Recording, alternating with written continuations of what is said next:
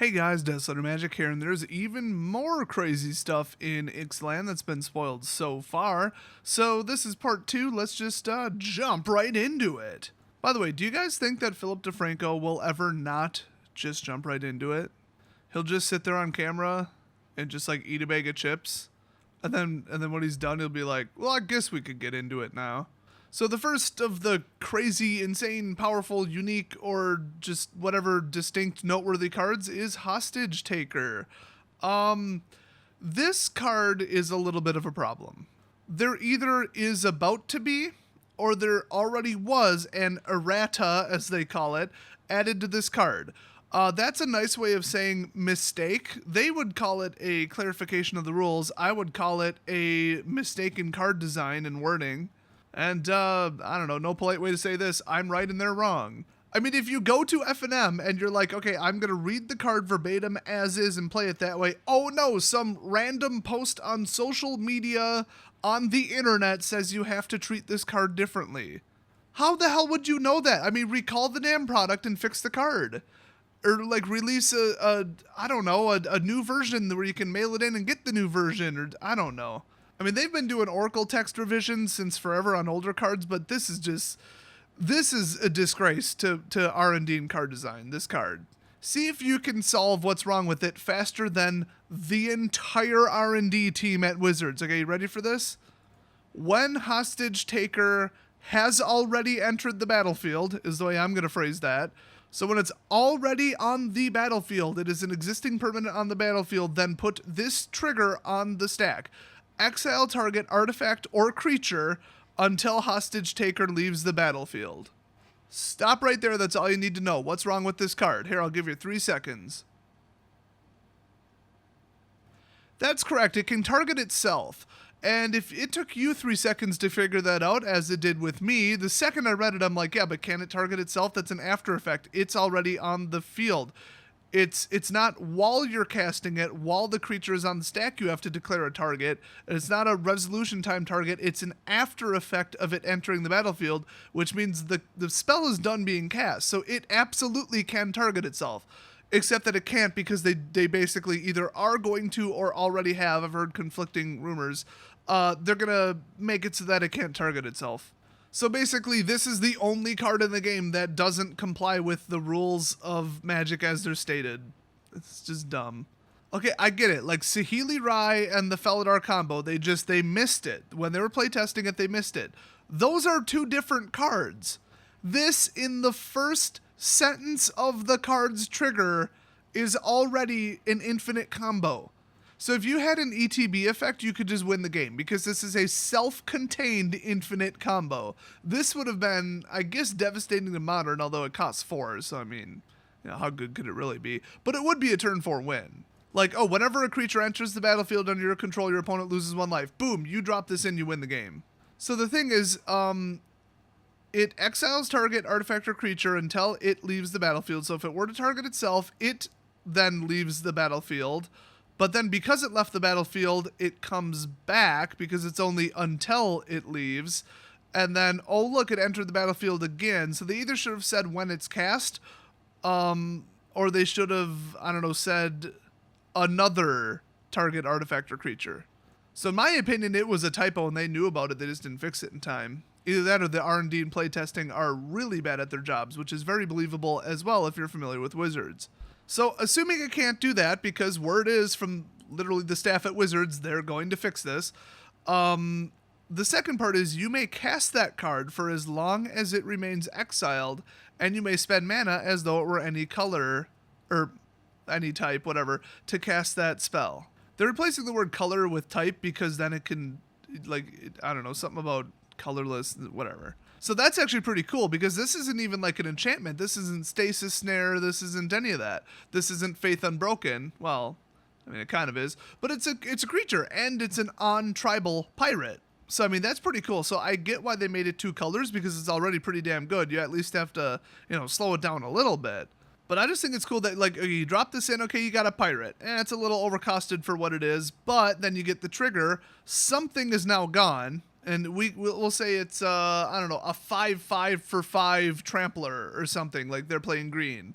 Now you can cast that at your earliest convenience. Basically, as soon as it's exiled, you can cast it. So whenever you're able to. And then they would not get it back, I think, because it would no longer be in the exile zone if you cast it. So then if they kill Hostage Taker, it's already too late. It's still yours, I think. I mean, it doesn't say otherwise, but we'll have to see what the rulings say. The way I'm reading it, no, you get to keep it forever. Like, it just went back to being a card, a spell, and you cast it. That's it. Now it has no relation to Hostage Taker whatsoever. So that's really cool. I like that. And it's, you know, for the cost and for what you get, it's not overpowered. It's just good. It's just really interesting and good, and it can turn the game around. So a lot more cards need to be this power level, where they're interesting, playable, unique, but not completely nuts overpowered. Oh, and is anybody else surprised that, let's see, we got a black person with a sword at a white person's neck, and Wizards designed the card. You think I'm reading too much into this? You don't know Wizards. All right, next up, the card everybody's talking about, not because of anything written on the card, but because of the ridiculous artwork. Jase, Cunning, Castaway. Jase, pretty sure you could either fix your shirt thing, I don't know, robe, outfit, superhero costume, lingerie, I don't know what that is. Either that or just make an illusion to make it look like your clothes weren't ripped to crap. Also, if your shoulder part got ripped off, why is there still like a nice little perfect hem there? I don't know what this looked like before it got ripped, and I'm not a fashion expert, but I'm a fashion enough expert to tell you this looks like crap. It's just a little bit much, and his haircut, I hate it. I mean, it's on par with M14 Jase as far as consistently looking like Jase, because this doesn't. Also, he's got this weird, like, pissed off look on his face, like he's super serious, but, like, dramatically contemplating life while staring off into the distance or something. It's just weird. Just something about this artwork is just odd. It does kind of look cool, though. Also, what's up with that Leviathan behind him? Like, what's going on there? Because the funny thing is, nothing on the card references, like, a giant Leviathan. It doesn't create one. I don't know. There's just a lot going on there. Oh, and keep in mind, if you were paying attention to the storyline and the lore, he almost definitely has amnesia, which is, oh my god. Amnesia is considered stupid these days, even in a soap opera, which is like the lowest tier. I mean, this is like just bad, lazy, stupid writing. It's not confirmed yet, but it's highly suggested that he lost his memories. So can't wait to read about that. Anyway, he's a 3/3 for 3. That's awesome. Whenever you get a 3/3 for 3 Planeswalker, it's very playable no matter how bad they are, because it's at the very least on turn 3 going to take the pressure off your life total for a little bit. And usually if they don't immediately focus on it, they're going to get ultimated at some point. And in this case, yeah, that would be pretty bad. So check this out. Pretty typical. You got a +1, -2, -5. So the turn he comes out, he will be 2 turns away from ultimating. So whenever one or more creatures you control deal combat damage to a player this turn, draw a card, then discard a card. So not a full-blown Bident of Thassa, but still pretty good. I mean, it'll let you get a combo off or let you ditch cards you don't need, I guess. Now, here's the interesting thing about this. The word may is not written anywhere on there. You have to do that. So that kind of sucks. If you got a handful of cards you need, and then you pull another card that you really need, something's going to the graveyard. And that's not the end of the world, it's just kind of psychologically annoying. So his -2, which would leave Matt a whopping 1 loyalty, is to create a 2/2 blue illusion creature token with, when this creature becomes the target of a spell, sack it, which means he really cannot consider that protecting himself. I mean, all they have to do is target it with anything, even a boost spell. Yeah, but not an ability, though. Has to be a spell, not an ability, so there's that. But, I don't know, maybe he could play Bodyguard while you build back up to 5. I mean, +1ing, it's just not that great of an effect, really. I guess it'll get lands out of your way if your whole deck costs like 4 or less and you don't want to pull any more lands, I guess. And then his -5, this is pretty good. Create 2 tokens that are each copies of Jase, Cunning, Castaway, except they're not legendary. That's pretty nuts.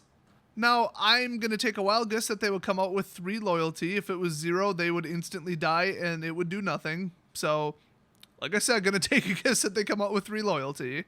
Whenever you copy a card or clone a card, it does not ever in the history of Magic consider the number of counters on the original.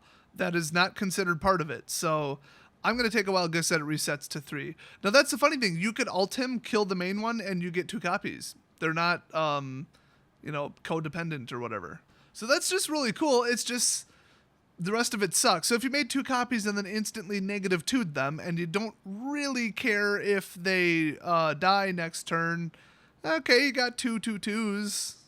I mean, that could kind of get out of control quickly. This is just, it's kind of interesting. It's kind of weak, but it's interesting. I mean, I might play it just because it's almost card draw and almost control, kind of. Not really. Well, I mean, not really. I mean, you could go fetch your control cards. That's about it. So yeah, I mean, pretty underpowered, but it's a 3/3 for 3. I mean, what do you expect? I mean, a 3-cost Planeswalker. You don't want that getting out of control. So the next one up is Old Growth Dryads. It is a 3/3 for 1. People have been joking lately that they're going to just print a 3/3 for 1 at some point because the power creep was getting just outrageous in Kaladesh. And here it is. Well, I mean, honestly, the elephant was it. But, this is not a good card. It is a trap for stupid people, just like Path to Exile. Path to Exile is how you hand your opponent the win in Modern. 1 in 3 cards in your deck is land. So if you hand your opponent 3 turns worth of mana ramping into the future and think that that's not going to come back to bite you, you're a crazy person. So on turn 1, you just handed your opponent the game, if you cast this. Oh, I should probably say what it does. When it enters the battlefield, each opponent may search his or her library for a basic land card, put it onto the battlefield tapped, and then shuffle his or her library. Yeah, you don't want them doing that, especially since everything in Ixalan costs 6, basically. This is suicide. It's absolute suicide. All they have to do is hit this with a kill spell, and you're done. You just handed them the game. I mean, this card's a trap. The only good part is so late in the game that they already have like 8 lands on the field. They don't need any more. And okay, now you got a 3/3 for 1. Who cares? You probably have more mana than that. And at that point, you're probably top decking. So this card, it has no purpose. It has no point. It's just idiotic. But people are going to say it's good, which is why I put it into this video. So next up, we got a double decker here. We'll start with Unclaimed Territories, or I like to call it Cavern of Souls. When it enters the battlefield, choose a creature type. Merfolk, obviously. It can add 1 colorless to your mana pool, comes in untapped, by the way, or you can add any color, but you can only spend it to cast creature spells of the chosen type. So it doesn't help you with non-creature spells, so it's not that great, but it's still pretty damn good. If you're running like 3-color Merfolk, which won't happen, or 3-color Pirates, which won't happen, you can see why this isn't that good in Standard. But in Modern, this is damn good. I mean, like I said, it's Cavern of Souls without the cannot be countered, and nobody runs counter spells in Modern. So it's literally Cavern of Souls. So that'll be some serious cash, but check this out. Pillar of Genesis, another stupid card that's probably not translated correctly, and we won't find out for weeks. Thanks, Wizards.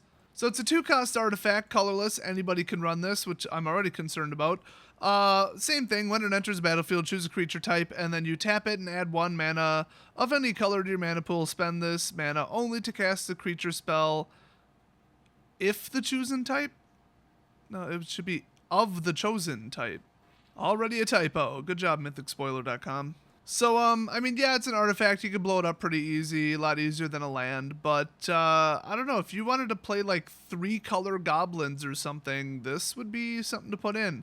I don't think it's going to be terribly hot in Standard, but I found it very strange that they printed this and basically Cavern of Souls together. And then they're basically both effectively colorless in that anybody can run them. So that's pretty wild. Next up, one of the most loony X cards that's going to be in all of Standard right now, mostly because Endless One's gone. It's white, which it should be, and then X. You gain twice X life, and then put it on the bottom of its owner's library so that you can go fetch it again. Yay! You know, in a couple videos ago when I said, yeah, you can ramp up to some big spells, or you could just have scalable spells like Torment of Hailfire, which that for 2 is good, and that for 10 is unbeatable. So it scales up, it's just like Endless One. Then you got like Walking Ballista. I gave all these X spell examples for treasures, where it's like a 1-hit, I'm going to sack all my treasures. Oh, look, I've got 12 mana, now what do I do with it? Boom, X spell. And this would be it. I mean, if you had 12 mana, you just gained 20 life. That's crazy. So yeah, I think in a mana ramp deck, this will be possibly even mainboarded. I mean, it's just such a good stall card. It could single-handedly make them beat you twice. It's just, if you're sacking treasures, is it really worth this? Probably not. You'd probably want to do something a little bit more like that affects your opponent instead of just pure defense. But I still think it's good, and it's absolutely going straight into my commander deck, that's for sure. By the way, I also like that it's an instant, because you could hold it and you could just, cast it for 3, cast it for 4, don't nuke all your treasures. But then if they're about to hit you for like 40 frickin' damage, sack every damn treasure you've got and just, Energizer Bunny your life total. It might save you the game. So it being an instant instead of sorcery is huge, because these types of cards are typically sorceries. So next up, Settle the Wreckage. This card is insane, because you guys know one of my all-time favorite cards in the entire game is Aether Spouts. This is basically Aether Spouts on steroids. Oh, and it costs one less and it's in a better color, so yeehaw. So you exile all attacking creatures target player controls. That player may search his or her library for that many basic land cards, put those onto the battlefield tapped, and then lose the game anyway. That is verbatim what the card says, take my word for it. If you just nuked all their tokens and all their creatures, they're in exile. They aren't coming back. This is not Aether Spouts where they can put a couple select ones back on top of the library. No, they are gone. For 4 mana, they are gone. I mean, this is crazy. I wish there was like a forced attack card that went with it. I don't think there is right now. But, oh my god, I'm going to play this. This is going in every white deck I ever build ever. This is so end of the game level devastating. I love it. I don't care if it gave them every single land in their deck, even if I targeted one, it would still be worth it. I mean, yeah, they're going to have near infinite mana at that point, and they're never going to draw another land as long as they live. That's a slight exaggeration, but you just nuked 10 creatures, so oh my god, for 4 mana. This is so good. I just love this card. Now this next one is insane. I mean, insane. Okay, Shaper's Sanctuary, it costs 1. It's an enchantment, it's a rare. Whenever a creature you control becomes the target of a spell or ability that an opponent controls, you may draw a card. That is better than every heroic ability ever put on a card. Oh, and it's them targeting it, not you, but still. This could go in so many decks, I'm not even going to bother to list them. Modern would just go nuts with this. I mean, if they start killing your stuff, you will instantly replace it. I mean, this could honestly even go on my banana deck if it was on color, because every time they kill one of my stupid 1/1s, I literally draw another one. So this is going to be a huge menace in standard, because like I said, Merfolk tribal, this and that tribal, this tribal, that tribal, pirate tribal, vampire tribal, it's all going to be tribal, it's all going to be creatures. There's going to be practically no non-creature spells except for bare minimum control and boost, and then this. So you're trying to kill their stupid Merfolk, which already you got to spend 2 more mana to hit them, and they're all unblockable and whatever. Now you got to deal with this crap. So you kill one Merfolk, they draw another one. This is going to be annoying as hell. So yeah, I'm not looking forward to this, but it is going to be really powerful and modern, and I kind of am looking forward to that. So it's certainly interesting. I just think it's a little much for 1 mana. I mean, look up on any other card ever printed, a recurring card draw trigger, and look up the mana cost or the, like, if it's an activated ability instead of a trigger, how much it costs to draw that card. Usually it's a lot because it's a recurring trigger. This one, you don't even pay for it, and it costs 1. I mean, this card's just crazy. It is like out of control powerful. So next up, we got Sorceress Spyglass. Pretty cool artwork here. It's basically Pithing Needle. You drop it out for 2. You can put it in any deck. I'm sure it'll go in every sideboard ever.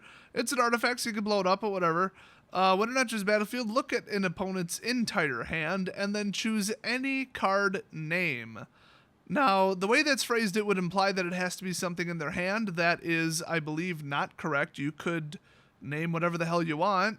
Activated abilities of sources with the chosen name can't be activated unless they're mana abilities. Ouch. Ouch, ouch, ouch. It affects everything with an activated ability. Not a triggered ability, though, so it's not that good. So it's a little narrow, but it's a little utility, and I love everything about this because it just takes an overpowered card and shuts it down ahead of time. Now, do I wish they would have just simply printed Meddling Mage over again? Yeah, because that card's insane. It just says, name a card, and your opponent cannot, they cannot play it at all. Even if the spell says this cannot be countered, they can't cast it in the first place. I would have preferred that, but that card you have to do blind. It's only really good in a 2 out of 3 because then you already know they have it. This one, okay, look at their hand. And if you don't like something in it, name a different card. So next up, we've got a card that's just silly. It's unplayable. It's a garbage mythic. Another 50-cent, red mythic. But it's just so cool. I had to freaking, add it to the video. Star of Extinction. First of all, apparently the dinosaurs are going extinct. along with the rest of the plane, apparently. I'm going to take a wild guess that this card in itself is not canon. Mostly because, you know, an asteroid impact on the plane would kill all the pirates, all the merfolk, which I would have no problem with because I hate merfolk. But not just the dinosaurs. So this is a 7-cost sorcery. That's right. For 7, you don't even buy your way to it being an instant. Destroy target land. Star of Extinction deals 20 damage to each creature in each planeswalker. Not player. Keep that in mind. Not player. But every creature in Planeswalker, 20 damage. Well, I'm glad to see that they got over their unhealthy obsession with the number 13. Shiv and Meteor. Anyway, this is insane. This is freaking crazy. It's a 7-cost, unreliable board wipe that doesn't get rid of anything with Indestructible. This card is garbage, but it's just so hilarious. It's just like flavorful craziness. Speaking of that, the flavor text is, "The visions haunt me. I see the end of the world brought on by the search for the immortal sun. Shaper Pashona." Honestly, when they're done with this plane, I hope they blow it up. I hope it blows up at the end and it's completely destroyed, because screw merfolk. I don't even have another reason. Just all the merfolk need to die. They need to go extinct as a species. I hate them. So that's it for the crazy cards for now, the real noteworthy ones, the ones I think you should know about, the ones that are really unique, really powerful, or really concerning. And overall, Ixalan looks just generally bad. I mean, not terrible, just bad. Everything good in the set costs too much mana, so you have to lean on ramp, and that's not going to mesh well with the red rush of Amonkhet. Vehicles are dead on arrival garbage that are unplayable. And a bunch of the spells look horribly disruptive, and merfolk are just going to dominate. So that's my take on it so far. Doesn't look very promising, but you never know till it comes out. I mean, we don't even know all the cards yet. So hey, if they have some massively good, like Sweltering Sun clones but in black or something, or a Killing Wave reprint, okay, now we got something. Take your tribal and shove it, because I'm going to win, you know? So we'll see. We'll see how it turns out. What do you guys think? Leave it down in the comment section, and I will see you guys next video.